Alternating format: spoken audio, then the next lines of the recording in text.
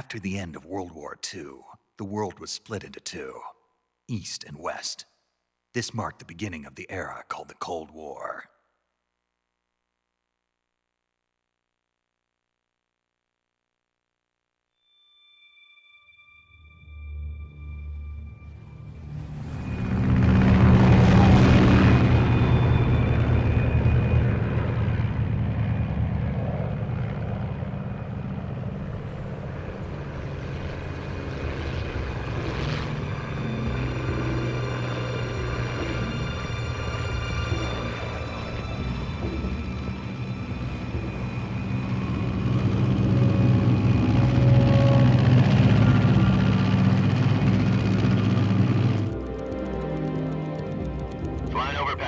Altitude 30,000 feet.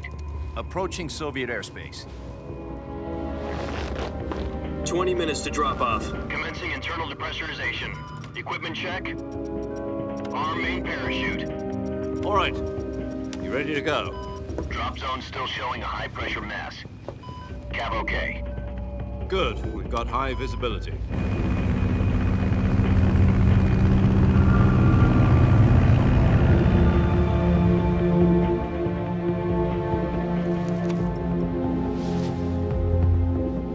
Put out that cigar. Connecting oxygen hose to interior connector. Put on your mask.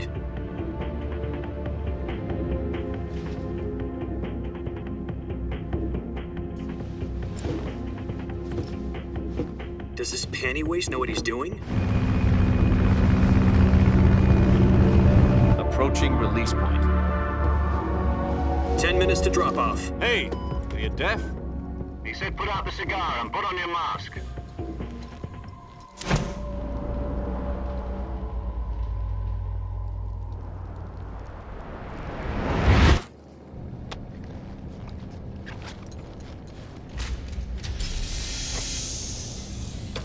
Depressurization complete. Checking oxygen supply. 6 minutes to drop off. Opening rear hatch.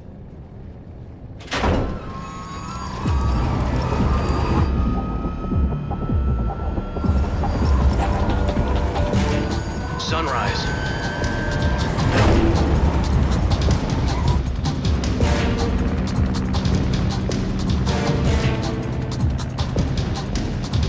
External temperature minus 46 degrees Celsius.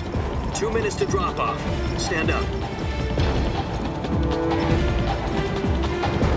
You'll be falling at 130 miles per hour. Try not to get frostbite from the wind chill. 1 minute to drop off. Move to the rear. Activate bailout bottle. This is one for the history books. The world's first halo jump. 10 seconds to drop off. Stand by. Status okay. All green. Prepare for drop off. Countdown. 5, 4, 3, 2, 1. Spread your wings And fly. God be with you.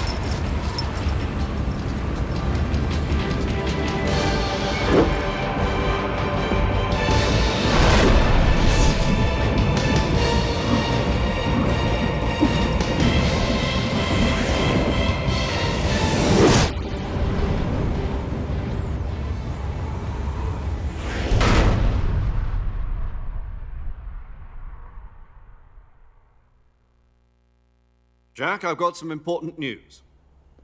The head of the CIA has finally given us the green light for the Virtuous mission. Virtual mission? No, the Virtuous mission. The future of our Fox unit depends on it. If it succeeds, we'll be officially organized into a unit. Virtuous mission? Sounds like some kind of initiation ritual. You know, don't get cocky. This isn't a training op. Right.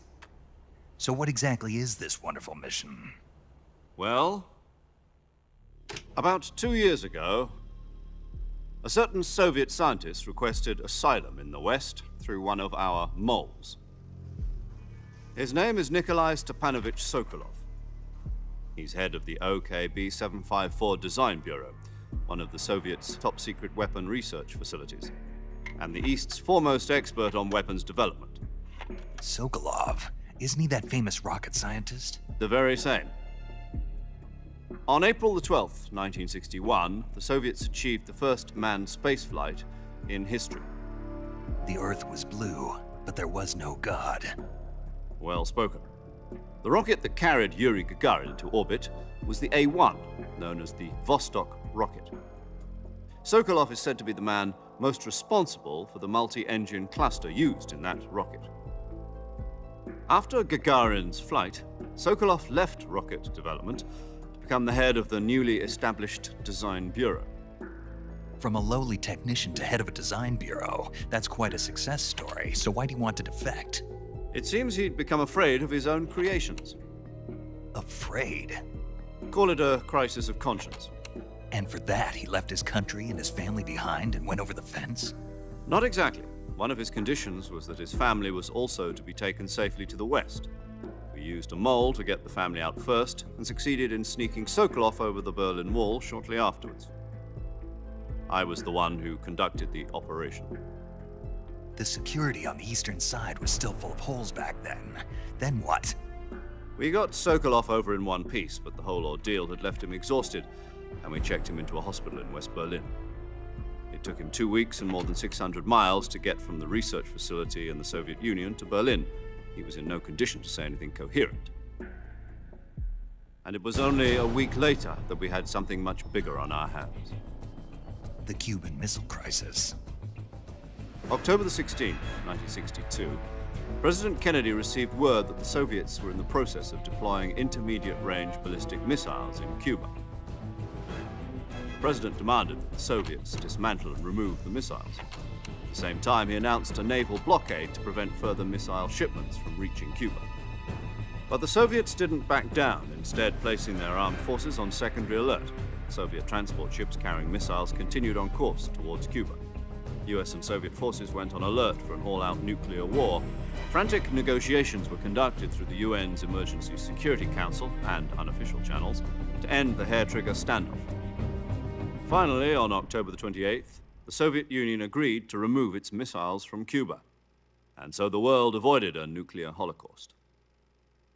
But in order to get the Soviets to pull their missiles out, we had to make a deal. You mean the one where the US agreed to remove its IRBMs from Turkey? No. The Jupiter IRBMs deployed in Turkey were obsolete, and we were going to get rid of them anyway. They had no strategic value whatsoever to either the US or the Russians. The Turkey deal was a ruse, a cover story that was fed to the other intelligence agencies around the world. So what did the Russians really want? Sokolov. They wanted us to return Sokolov. You mean the Soviets pulled out of Cuba just to get their hands on Sokolov? That's right. What the hell was he working on? At the time, we had no idea. We were running out of time. It was either give up Sokolov or risk full-scale nuclear war. In the end, we had no choice. President Kennedy gave in to Khrushchev's demand. The next day, I got Sokolov out of the hospital, handing him over to agents on the eastern side. Sokolov kept on screaming, "Save me," until he disappeared from my sight. Then a month ago, we received some new information from one of our moles. About Sokolov? Yes. He was taken back to the research facility and forced to continue working on the weapon in question under KGB supervision. What's more, it's on the verge of completion.